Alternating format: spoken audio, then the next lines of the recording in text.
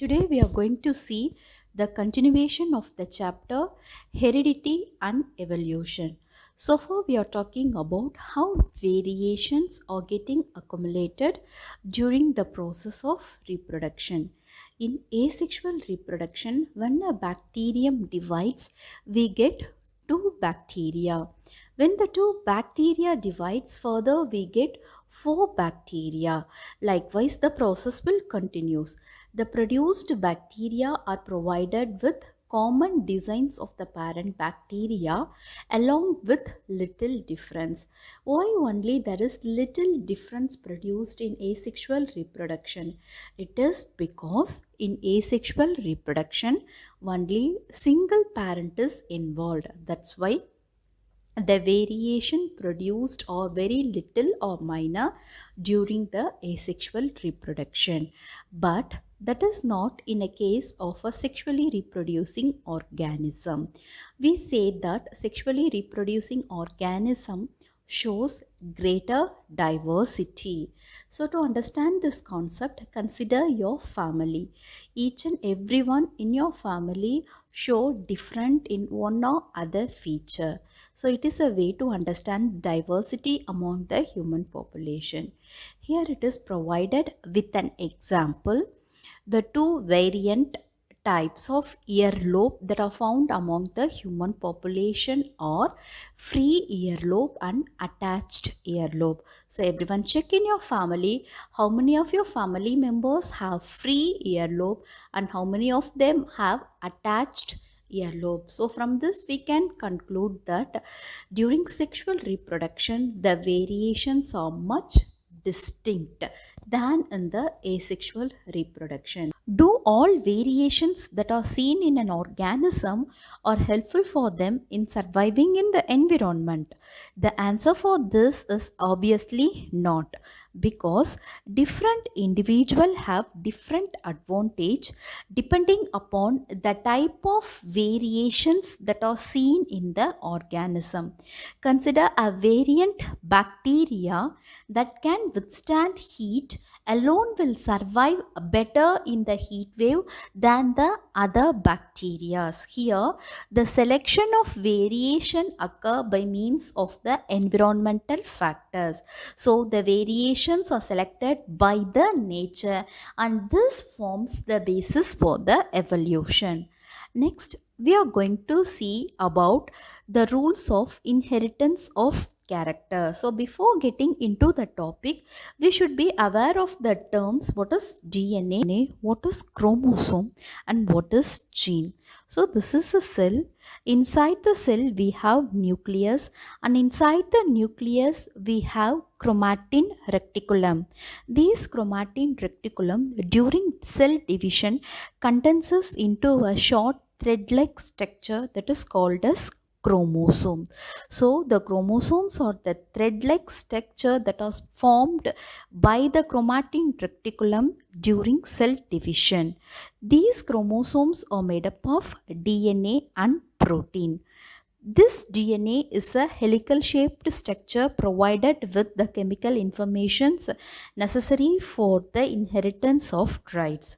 A segment of a DNA which codes or which provides information for a protein, for a single protein, is termed as gene. So what is gene? Genes are the unit of inheritance. They are the segment of DNA. They are the part of chromosomes which is capable of inheriting the traits from the parents to the offspring. I think now you are better with what is gene and what is chromosome and what is DNA. Okay, children, let me proceed. So these traits, the traits or the characters are passed from parents to offspring through gene in the DNA molecule. In our family, elders used to say this word, isn't it? Have you noticed this? You are looking like your father itself.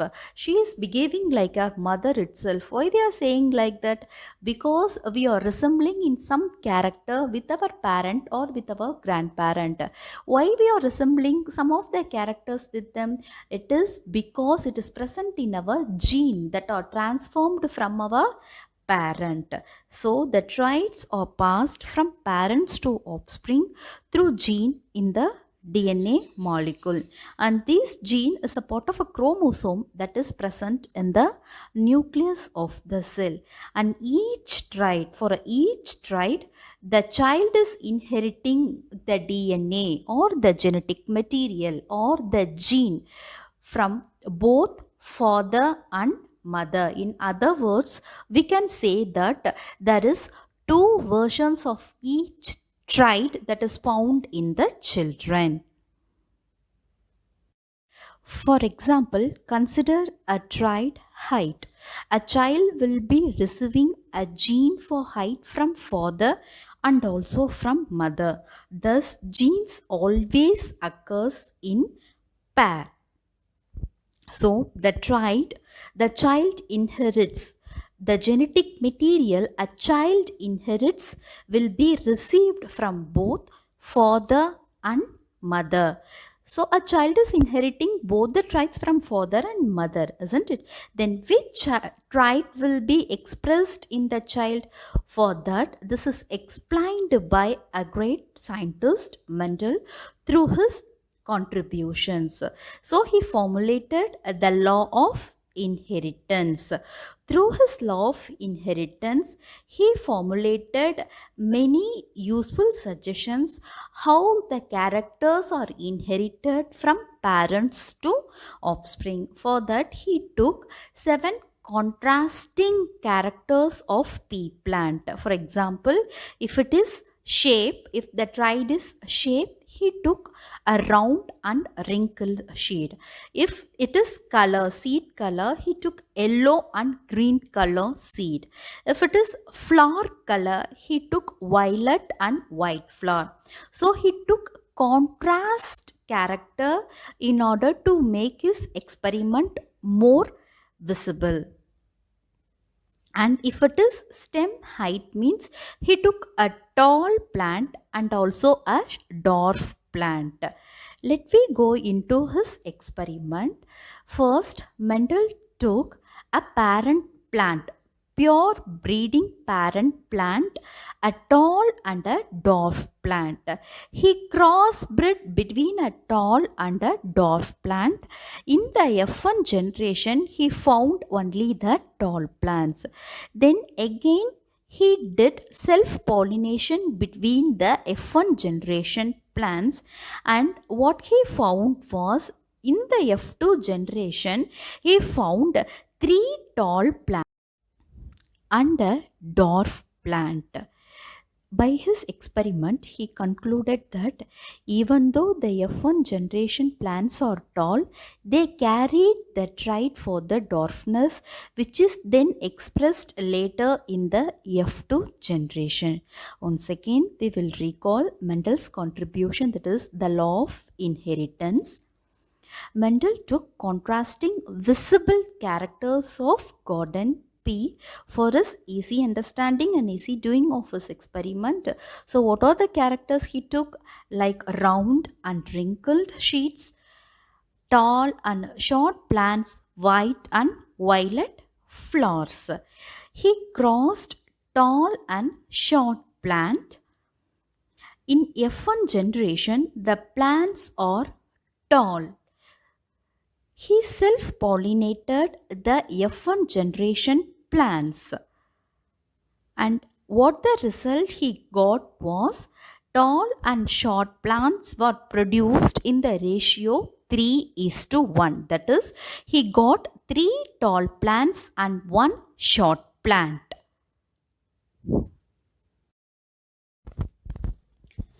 Let me arrive at the conclusion of Mendel's monohybrid cross. The phenotypic ratio. What is phenotype? Phenotype is the physical appearance of the organism. What is the physical appearance he took for his monohybrid cross? He took height. He took one tall plant and one short plant, isn't it?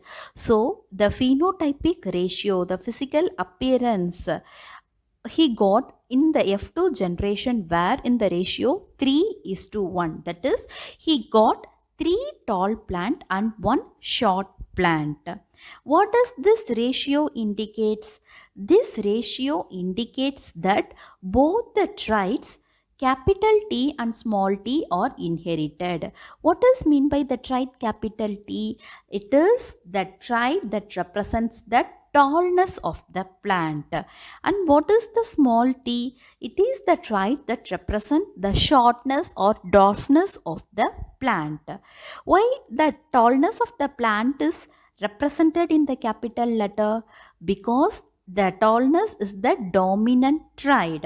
That's why it is represented in the capital letter. Likewise, the shortness or dwarfness is represented in the small letter because it is the recessive trait. Thus, he proposed two copy factors. Now we are calling as gene. The traits are now called as gene, isn't it?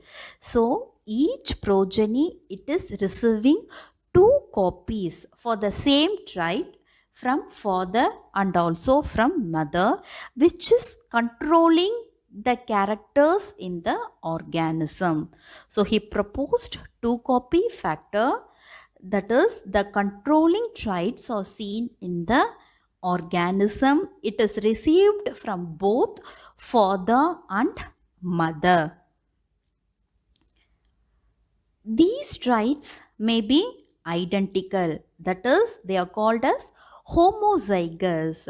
If the traits, both the traits are identical, like both are dominant or both are recessive, it is called as homozygous or identical traits. If the traits both are same, then it is called as homozygous or identical traits. If the traits are different, then it is called as heterozygous, one dominant and one recessive traits. This pair is called as heterozygous or different traits. The T is the dominant trait. The trait capital T is the dominant trait, and single T is enough to make a plant tall. If the plant want to be tall, then single dominant trait is enough for making a plant tall. But that is not in a case of a recessive trait. T, the small t is the recessive trait, and both copies should be small t to make a plant short. If a plant should be short, then both the copies, both the traits that is present should be of small t. Then only the plant will be short.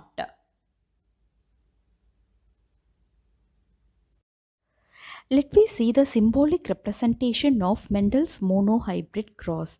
Mendel took pure breeding tall plant with the trait capital T and capital T, and pure breeding short plants with the trait small t and small t.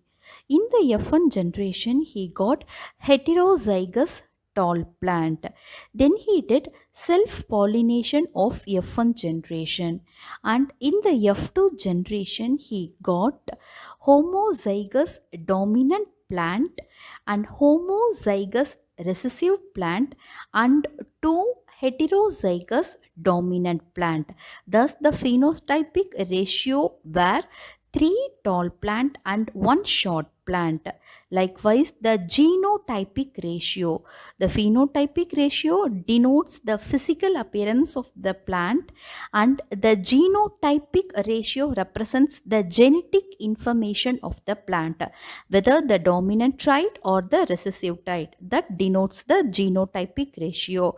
Here, if you see, the genotypic ratio means one homozygous dominant, one homozygous recessive, and two heterozygous dominant plants were received.